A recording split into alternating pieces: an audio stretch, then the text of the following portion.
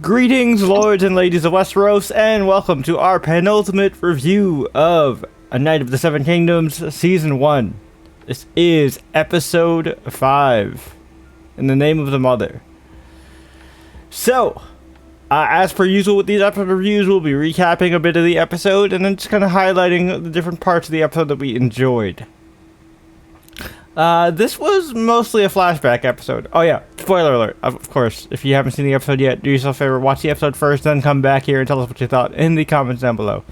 But yeah, back to it. So, this was mostly a flashback episode. We got to see a little bit of Dunk's childhood in Flea Bottom before Sir Ireland of Penetree found him and saved his life. And he literally saved his life, because his best friend got murdered in front of him, and he was about to get jumped by some petty-ass gold cloaks. Mm-hmm. What triggered this flashback was he got, like, knocked off his fucking horse by Aegon. And so they got into it.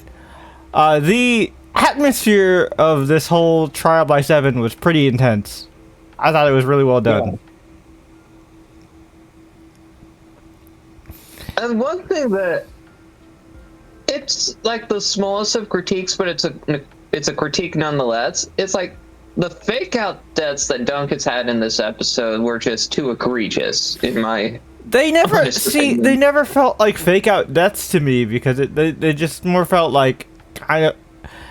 It's because I see it more like a sports movie, and maybe it's because maybe it's because I watch boxing and I've watched several boxing movies. It feels like it's like those moments in a boxing film or even in a real life boxing match where, like, the contender hits the mat, but he's not quite ready yet, and if you're watching this from a movie perspective, like, ears are ringing, everything's swaying, but he's still fighting to get up. It never felt like a fake out to me. It more just felt like those times where he was just on the edge of consciousness, and I think it was really selling that. I never felt like he was gonna die, so that's why it never felt like a fake out to me. And this isn't just because I have prior knowledge of the story. It felt more like am I gonna pass out more so than am I gonna die? That's a fair thing to say. I was just being facetious about it, to be honest with you. It's because, like, for like a normal audience, it would just come off to them like a bunch of fake out deaths if they don't like have the book foreknowledge or like have seen any like boxing films. They would be like, I don't like that he almost died like 3 times, you know? I mean, to be fair, I also kind of appreciate that he almost died 3 times. Yeah, because, like, this is his first real combat. If he just came out swinging like a badass and there was no struggle, it would kind of feel like unearned. Yeah, I get you there. So I also feel like those fake outs were necessary, because it just shows that he gets knocked on his ass a lot because he still doesn't know what he's doing. Yeah. But I'm just sharing a perspective that some members of the audience might have. Oh yeah, no, I'm not. Which is a fair thing. Oh yeah, I'm not here to shut you down. I'm just playing devil's advocate here. Yeah, which I think the both of us are playing devil's advocate for just different sides of like the audience. Which I think it's a good thing for a show like this. We get a myriad of perspectives, and also we learned something about Sir Ireland that we, as book readers, never really found out about the man. Yeah. Because it's a new edition. Manos Dothraki. But yeah, apparently he's been to the Great Grass Sea. And how? When? Like, what conflict was he a part of that led to him learning Dothraki? I'm curious about that. Yeah, seriously, that's not just something you pick up casually. And I mean, clearly dude can fight, so he must have earned some respect out there. And the way he treats his horses is kind of similar to Dothraki custom I mean, yeah. As far as horses, Oh yeah, I'm yeah, yeah. concerned. Dothraki very, very much take very good care of their horses because they're very like Mongol, they're very like Mongol like in that where the horses are highly Separator. revered, highly Yeah. like highly revered creatures within their culture. Yeah, because a lot of steppe culture in that area, and like Mongols, Huns, the more nomadic individuals, they really viewed horses and herdable animals as like more important than just gold or territory. Well, yeah, because they're the difference between life and death. If you get stranded out here, you need a horse. Yeah, exactly. But one of the things that I also like about this episode is that Arion is such a little princeling that he thought, oh, I could just beat his ass so bad that he would just give up, that he would yield. But our boy Dunk, he doesn't yield. Yeah, no, like again, the intensity of the battle was really well done.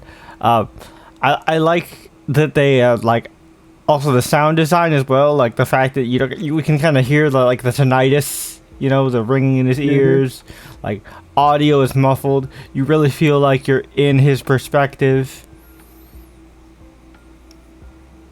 Like it very much reminded me of like, you know, that like famous like perspective shot of like the Battle of the Bastards where John is just like mowing through Ramsay's people, and you kind of just see that POV. It reminded me like of a smaller scale version of that. Yeah. Yeah, I gotcha. Yep. But at the end of the day, Dunk prevails. He gets Arion to withdraw his accusation. And we think, oh, well, you know, all's well that ends well. Not quite. Nope. Because as a book readers, Jane, I remembered something that we've always just kind of talked about beforehand. Yep. It's like there's an important death that happens in the original Duncan Egg story. Yeah, in the Tourney of Ashford, somebody dies here. Somebody important dies here. We couldn't remember in the first couple during our first couple episode reviews, but then it clicked with us in the last week's review. Obviously, we didn't say it because we don't want to spoil it for show only people. But we were like, "Oh shit, I remember who it is now." And yeah, we were like, we were right. yeah. I mean, it makes sense because usually, if a Targaryen does turn out to be a good person, they're not meant long for this world. I mean, he lived a full enough life to where he had children. I believe Baelor had children. Yeah, he had children. Yeah, so he lived long enough to have kids. Or actually, I don't think he had children because that's why like, and you know, that's why Egg ends up succeeding. No, Maelor. Maekar, it's Maekar. Yeah. Yeah. Yeah, it's Maekar. No. Yeah, because Maekar is Egg and Arion's father, and Baelor's brother. He became king. He became king. Yeah. Okay, Maekar. Because it was a similar naming scheme to another less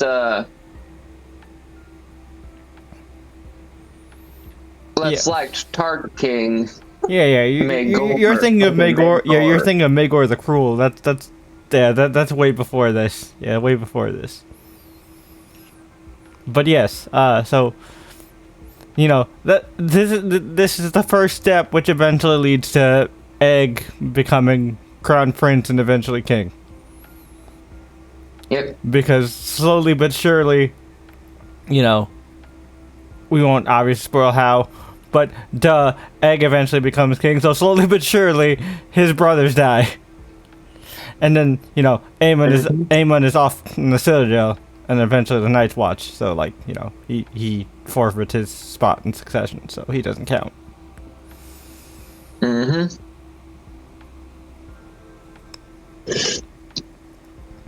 but everything associated with this particular beginning story of Dunk's journey is rather depressing and just very sad. But I do think it ends with him kind of like hardening his resolve. You know, when he like he makes that pledge to like that he is, you know, Baelor's man. So I think that's what really is gonna like cement his like connection to Egg. Not only that, but Egg also believed in him. You know. Yep. And the funniest thing to me is that this motherfucker only listened to the Force Ghost of the knight that trained him, and didn't listen to his squire at all, which is hilarious to me. I mean, to be fair, like, you know, a lot's going on. I bet you could barely hear him. You could hear the Force Ghost in your head. So, like, you know, I get it. But I still find that really funny that the tiny squire whose voice isn't loud enough for him to hear amongst the ringing and the, well, let's be for real, destroyed blood, like clogged arteries and blood vessels, and took damage. Let's not forget all the shields clanking, sword clanking, shields breaking. You know, there's a lot of shit going down.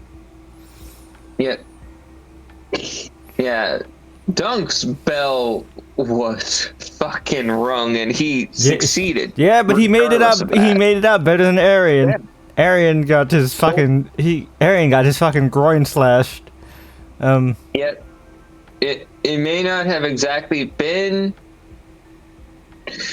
where we thought he got cut, but it was definitely the groin area. He might not have lost any genitalia, but he definitely got slashed in the groin. Yep. And I think Aegon now knows not to mess with people bigger than him. Yeah. Let's hope. I mean, he is an arrogant Targ princeling. So, also, like, just seeing the perspective, I really like that one shot of him in his armor. It looked too big for him. It looked like he was a kid playing in adult armor, and I like that kind of like kind of shows kind of who he is as a person at the time, and I think that was really cool. Yeah, I actually like that juxtaposition too. Now that you brought that up, like, dude. You're in way too deep. You're thinking that you're hot shit now, buddy. Ooh. But that's pretty much it for our review. Like, this series in general has been just a delight. Oh yeah, it's really solid, and I also think it's a good compliment to House of the Dragon. Because House of the Dragon is really depressing, and it's very much kind of like the darkest the Targaryens get. This is kind of like a peacetime in between, you know what I mean? So like, it's a lighter tone. It very much feels like your kind of Canterbury Tales, like Knight's Adventures type thing, and I like that.